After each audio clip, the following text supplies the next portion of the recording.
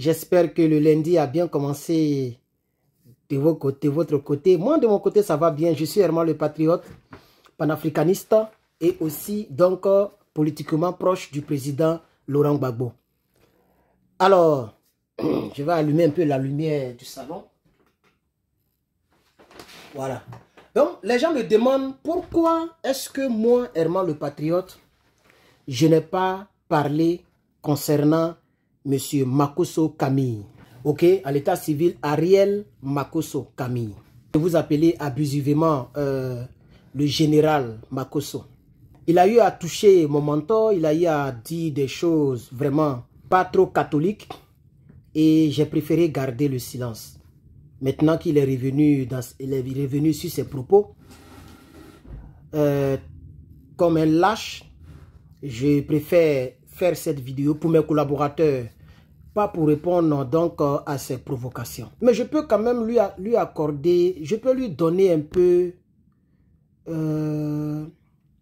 un conseil. Monsieur Makosso Camille, tu as échoué dans ta vie, psychologiquement. Tu peux avoir l'argent, on nous informe que vous mougoussez votre fille, tu mougous ta fille parce que, pourquoi je vais te tutoyer, je vais te vouvoyer. Tu représentes absolument rien comme une personnalité, pour moi. Pour moi, tu n'es carrément rien. Ça m'étonne même que les Coucougnon Chris ont traîné avec toi. Bon, lui, il cherchait non, donc il rentrait un peu dans tous les trous. Hein? Les gens te donnent beaucoup d'importance. Sinon, pour moi, vraiment, tu n'as aucune valeur. Moi qui ne laisse pas les gens attaquer le président, tu as vu que je n'ai pas réagi. Donc, je vais dire à mes collaborateurs, à mes amis et frères, parents, que Herman le Patriote a décidé d'augmenter le niveau de sérénité dans sa vie politique. Ce qui voudrait dire que je ne réponds plus aux plaisantins et aux amuseurs publics. Vous devez le comprendre. Si tu vends ta dignité, tu te crois protecteur de la patrie. Voici un certain Gbapé qui se disait grand politicien, que c'est lui qui a fait Gbagbo Laurent. Aujourd'hui, il est l'ombre de lui-même. Et toutes ces personnes-là, moi, je les mets dans un seul lot, dans un seul panier. Le panier des plaisantins. Et j'ai décidé de ne plus plaisanter. Donc, vous allez voir qu'il y a certains sujets où je ne parlerai pas à chaud. Et de manière tremblante. De manière trop zélée. Non. Je prendrai mon temps. Les bavardages finiront. Et je viendrai pour dire à mes collaborateurs ce que je pense, soit ou donner juste un conseil.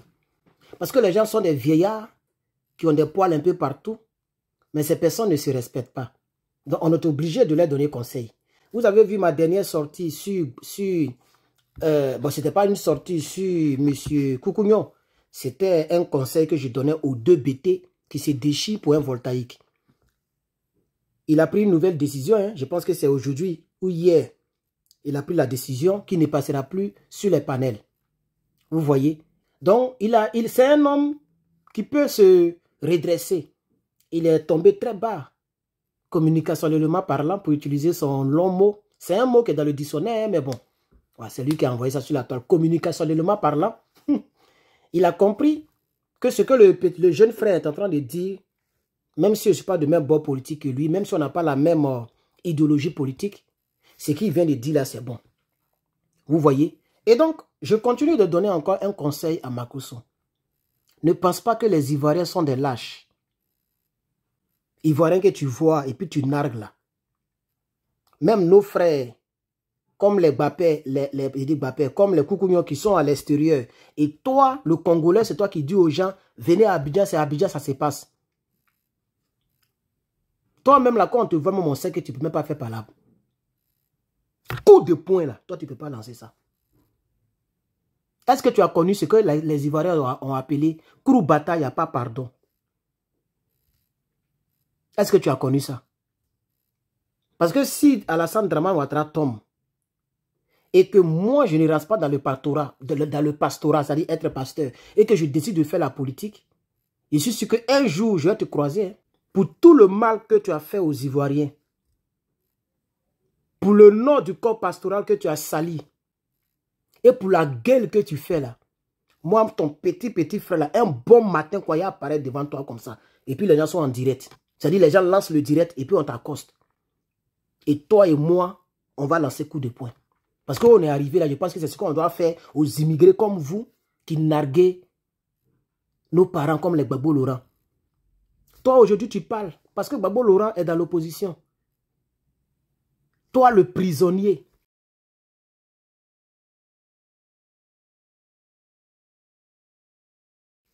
N'eût été la guerre de Soro Guillaume et de Dramane Ouattara, toi, tu étais encore en prison. Parce que ton cas n'était même pas encore réglé. On ne t'avait même pas encore jugé. C'est toi qui l'as dit lorsque tu étais en communication avec le ministre malien de la jeunesse. Parce que le pays est pris en otage par vous, les étrangers. Au lieu de vous taire pour manger, vous nous narguez pendant que nous, on a faim. Vous nous narguez pendant que nous, on ne peut même pas rentrer dans notre propre pays. Il faut prendre ton calepin. Toi et puis ta fille met son brindis de balai là. Et puis noter tout le mal que vous faites aux Ivoiriens. Parce que vous risquez de le payer. Hein.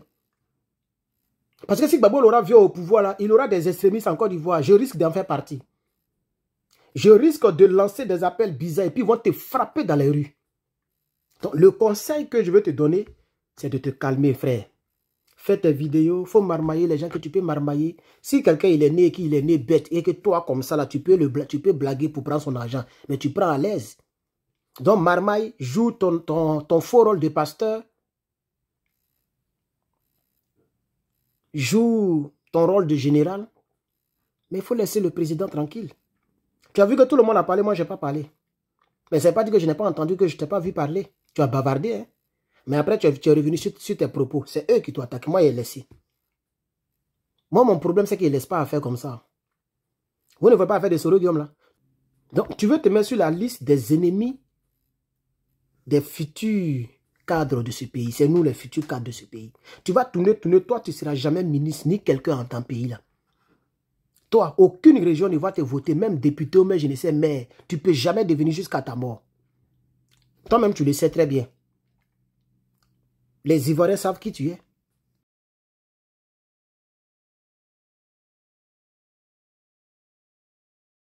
Les gens savent qui tu es. Donc, il faut te calmer. Reste dans le pays là. Tu mougues nos jeunes sœurs. Tu marmailles nos mamans, nos parents. Tu te joues au pasteur. Et tu voles les gens. Et tu as soutenu la rébellion. Le gouvernement ne te touche jamais. Toi qui montres beaucoup d'argent. Mais c'est notre frère Apoutou qui est en prison actuellement. Moi-même, je pensais qu'il était déjà sorti. Hein. Parce qu'un jour, j'ai vu des postes, on dit Apoutou est dehors. Mais après, on me dit qu'il est encore dedans. Je ne comprends même plus rien. Il est encore dedans. Toi qui as montré beaucoup d'argent, ils n'ont jamais demandé la source de revenus de ton argent. Et puis, tu as fait une vidéo pour dire que toi, si on te demande, tu vas dire les offrandes. Et puis, l'affaire est mort. Et tu as continué à montrer. Donc, tu crois que tu es fort. Nous, on te regarde. Moi, je dis, je ne parle plus trop. C'est parce que l'affaire est presque morte que maintenant, je viens pour faire cette vidéo pour mes collaborateurs, mes souscripteurs et mes amis qui me soutiennent. Alors, chers parents, comme vous l'avez vu à la 5e minute, nous sommes à 10 minutes, on a terminé. Je vais le dire de vive voix. Nous avons lancé notre leche. Peut-être, ce Makosso va dire que, voilà, il veut voler. C'est la première fois que je fais ça, ce n'est pas du vol. Ce n'est pas aussi de la mendicité. Ce n'est pas que j'ai fait. Mais, j'ai besoin de vos aides, de votre aide, s'il vous plaît. Regardez en bas de la vidéo, il y a un lien leche. Il y a 3 personnes qui ont déjà participé. Je ne sais pas, nous sommes entrés à 150 €. Ceux et celles qui veulent participer, quel que soit le montant, le leche sera là seulement pour 1 mois. Ça ne sera pas longtemps, ça ne va pas durer. L'année prochaine, mon anniversaire, on va le célébrer en direct et je vais enlever le leche. Ce qu'on aura eu, on va augmenter pour acheter nos équipements. Vous voyez la vidéo, celle-ci, elle est un peu propre. Je suis allé prendre encore le téléphone de ma camarade. Elle dit non, ma deuxième puce, je dis bon, prends mon iPhone là, le iPhone 11, mets ta puce dedans. Ta caméra me plaît. Donc c'est le Google, son téléphone Google 9, Pixel 9, quelque chose Pro que j'utilise. La caméra est quand même bonne, malgré que ce n'est pas un montage fait avec un ordinateur pour retoucher l'image. Vous voyez que la caméra est propre. Donc, aidez-moi, on veut acheter des lumières, on veut travailler dans le bureau pour insonoriser l'endroit et faire les vidéos là-bas. On peut crier comme on veut. Donc, merci beaucoup. Regardez en bas, le leche est là. Donc, M. Makosso, Pour l'instant, moi, je n'ai rien contre toi. Parce que pour moi, tu n'es qu'un amuseur public. Mais sache que les choses peuvent changer. La Côte d'Ivoire d'aujourd'hui ne sera jamais la Côte d'Ivoire de demain. Tu ne sais pas ce que les Ivoiriens pensent de toi.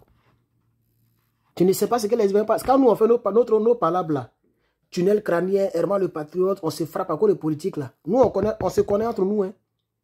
Dans le pays là, on sait qui est notre frère, qui n'est pas notre frère. Quand demain le pouvoir tombe là, toi, tu n'es pas notre frère. Hein. Toi, tu n'as jamais été notre frère. Et puis, on va revenir sur le vieux discours. Tu vas nous montrer ton village. Le village où on trouve les Makoso là. Koukounion là. Johnny là, Koukounion là. Il y a son village où on trouve beaucoup de Koukounion. Tu as compris, non? Ton village, tu vas nous montrer ça. Espèce de nabobier. Faut attaquer Babo Laurent encore sur tes garçons. Lâche que tu sois. Tu dis et tu te dédies. Tu manges et tu vomis, tu manges encore ton vomi. Tu n'as pas honte. Tu n'as pas honte. Tu n'es même pas garçon. Nous menaçons ici matin, midi, soir. Les pro-ados sont remplis ici. Beaucoup même disent qu'ils connaissent mon adresse. Mais nous, on est là et puis on parle. Tu n'es même pas garçon. N'importe quoi. Faut attaquer le président encore, tu vas voir ce qu'il y a dedans. Espèce de rebelle que tu sois. Voleur. Si ce n'est pas marmaille, voler les gens, toi tu peux avoir une maison, toi tu peux avoir une voiture. Si ce n'est pas pour mentir sur la Bible, toi tu peux avoir une voiture. Toi tu peux te battre dans la vie, toi seul, et puis aller de l'avant. Tu ne peux jamais faire ça, tu voles. Tu peux même pas être sincère comme nous autres. Nous on fait les choses sincères, sérieux. On n'est pas obligé de mentir aux gens. On fait l'étude, on dit voilà ce qu'on va faire avec ça. Et c'est ma première fois de faire l'étude. C'est ma première fois de demander aux gens de participer dans ma vie. Depuis aussi né. Tu comprends, non? Voilà.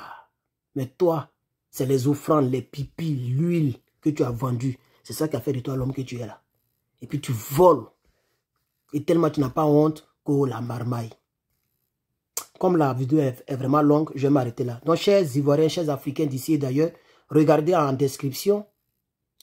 Ne permettez pas à ce que ceux-là viennent se moquer de nous.